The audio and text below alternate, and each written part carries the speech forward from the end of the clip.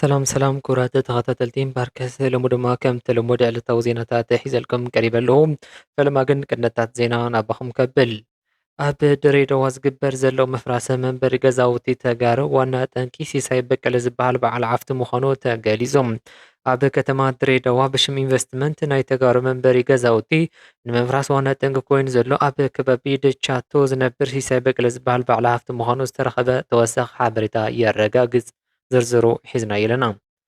ካብ ሑመራ ዝወፁ ሰበር ሓበሬታ ካብ ግንባር ምዕራብ ዝርከቡ ኣህድታት ስርዓት ብልጽግና ድሕርቲ ብጀጋኑ ኣባላት ዓርሚ 13 ትግራይ ዝተገበረ ናይ ጸረ መጥቃዕቲ ስጉምቲ ሙሉእ ብሙሉእ እናተበተኑ እናፈረሱ ከም ዝርከቡ ተሓቢሩ። እዚ ጉዳይ ዝርዝር ሓበሬታ ሒዝና ኣለና። ዶክተር አብርሃም በላይ መእሰሪ ምክንያት ካብ ቤተሰቡ ዝተረኸበ ሓድሽ ሓበሬታ እንታይ እዩ ንሱ እውን ናባኹም ክነብሎ ኢና። እምበርከስ ክቡራት ተኸታተልቲ እዚኣቶምን ካልኦትን ምሳና ፀኒሖም ከሰምዒኹም ሰናይ ምግታል ይኹነልኩም።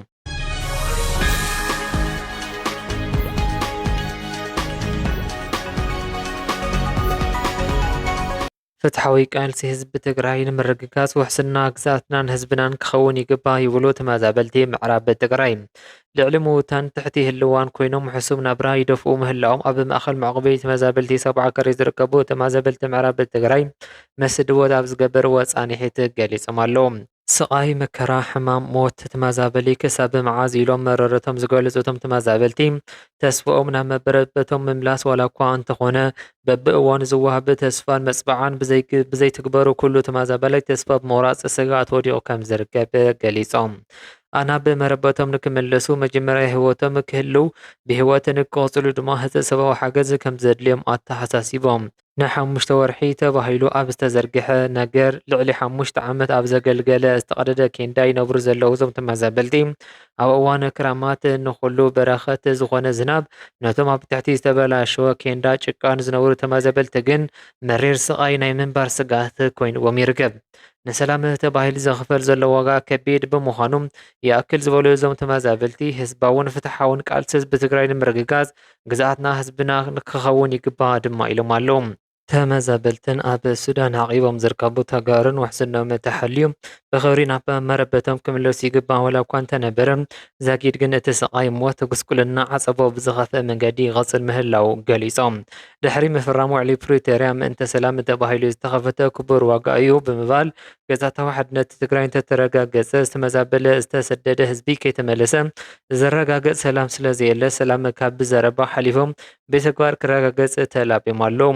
ኩሉ ትግራዋይ ኣብ ምርግጋጽ ሉዓላውነት ምምላስ ተመዛበልቲ ዝኣመሰሉ ብሄራዊ ጉዳያትን ረብሓታትን ሰሚሮም ክቃለስ ይግባእ ክብሉ ድማ እዞም ተመዛበልቲ ኣብ ሰብዓ ካሬ ዝርከቡ ተዛሪቦም ኣለዉ።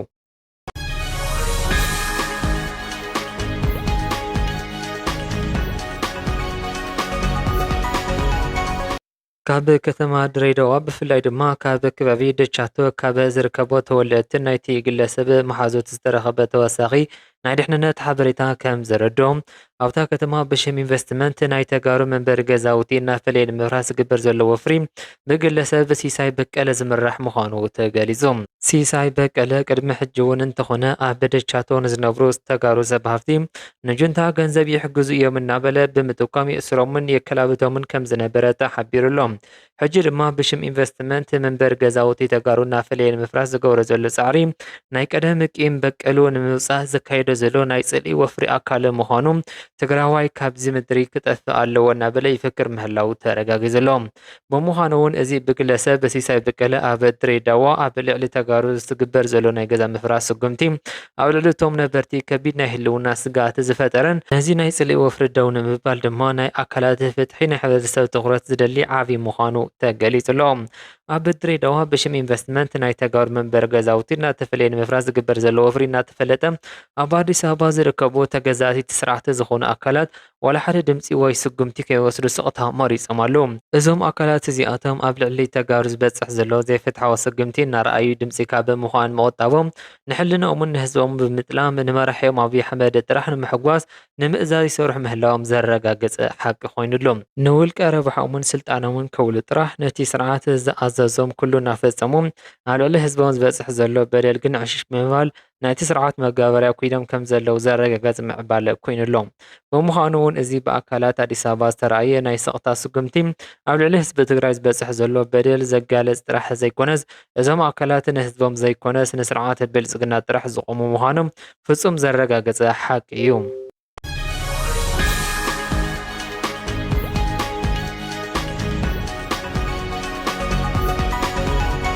ቅድሚ ሕጂ ንስርዓት ብልፅግና ንኣብይ ኣሕመድ ብምእዛዝ ንህዝቡ ንዓዱ ዝጎድእ ዝነበረ ዶክተር ኣብርሃም በላይ ኣብ መወዳእታ በባዕሉ በቲ ዝኣምኖ ስርዓት ተጠርጢሩ ኣብ ቀይዲ ወዲቑ ይርከብ። ናይ ዶክተር ኣብርሃም በላይ ቤተሰብ ከም ዘረጋገፅዎ እቲ ስርዓት ንዶክተር ኣብርሃም በላይ ዝኣስረሉ ምክንያት ምስ ኣሕዋቱ ተራኺቡ ብዝብል ናይ ጥርጠረ ሰበብ እዩ።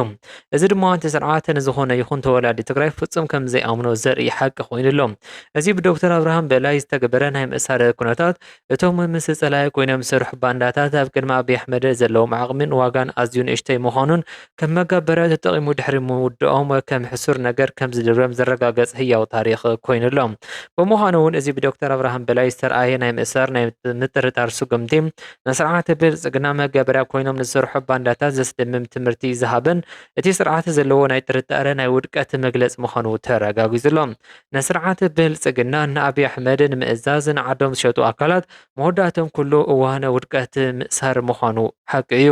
ዶክተር ኣብርሃም በላይ ንስርዓት ብልፅግና ዘይተኣደን ኣገልግሎት ክህብ ድሕሪ ምፅንሑ ኣብ መወዳእታ ብባዕሉ በቲ ዝኣምኖ ስርዓት ተጠርጢሩ ኣብ ቀይዲ ምውደቑ ንኩሎም እቶም ሕጂ ኣብ ዙርያ ኣብይ ኣሕመድ ኮይኖም ንትግራይ ዝፀርፉ ዘለው ሓደሽቲ መጋበርያታት ኣብይ ናይ መጠንቀቕታ መልእኽቲ እዩ።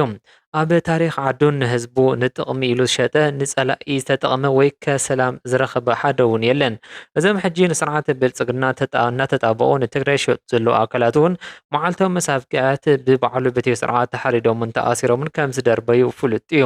ብምዃኑ እውን እዚ ኣብ ልዕሊ ዶክተር ኣብርሃም በላይ ዝተረኣየ ናይ ምእሳር ኩነታት ንኩሎም ንስርዓት ብልፅግና መጋበርያ ኮይኖም ንዓዶም ዝሸጡ ዘለው ባንዳታት ዘስደምም ናይ ታሪክ ትምህርቲ ዝሃበ ናይ ባንዳታት መወዳእታ ኩሉ እዋን ውድቀት ምዃኑ ዘረጋገፀ ምዕባለ ኮይኑ ሓሊፉሎ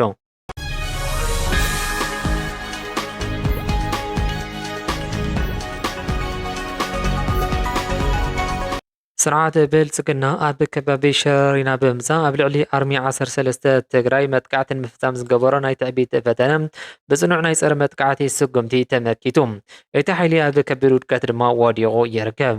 ጀጋኑ ኣባላት ኣርሚ 13 ሰራዊት ትግራይ ነቲ ብዓብዪ ሓይሊ መፂኡ መጥቃዕቲ ክፍፅም ዝፈተነ ናይ ፀላኢ ሓይሊ ብብልሒ ብምድኻም ኣብ ልዕሊኡ ድማ ናይ ሰብን መሳርሒ ክሳራ ኣብፂሖምሉ ኣለዉ።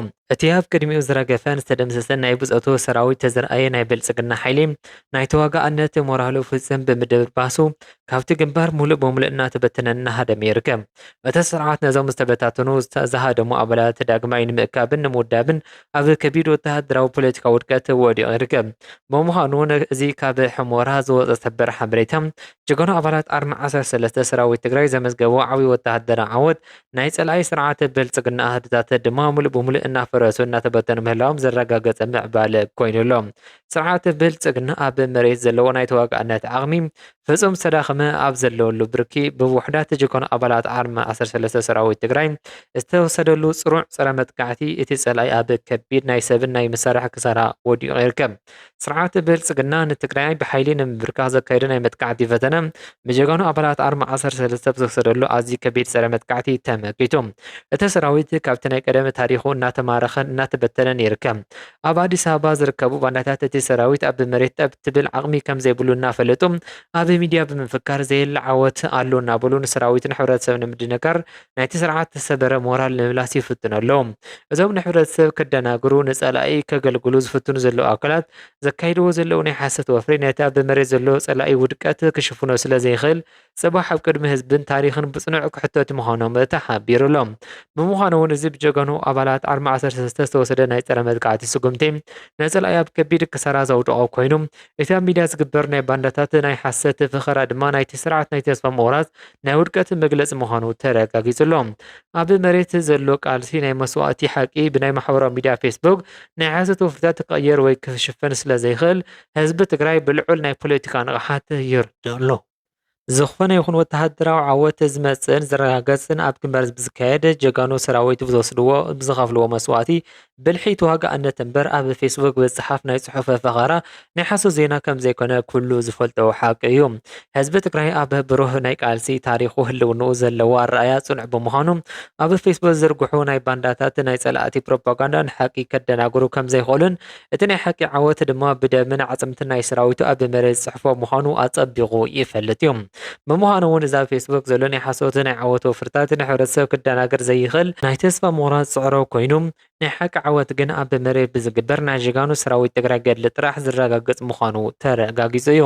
እምበር ከሲ ክቡራት ተኸታተልቲ ሎሚ ዝነበረ ዕለታዊ ዜና ብተወዲኡ ኣለኹ። ክሳብ ሕጂ ዝኸታተልኩም እንዳመስገንኹ ኣብዚ ክፍለየኩም የቕንየለይ።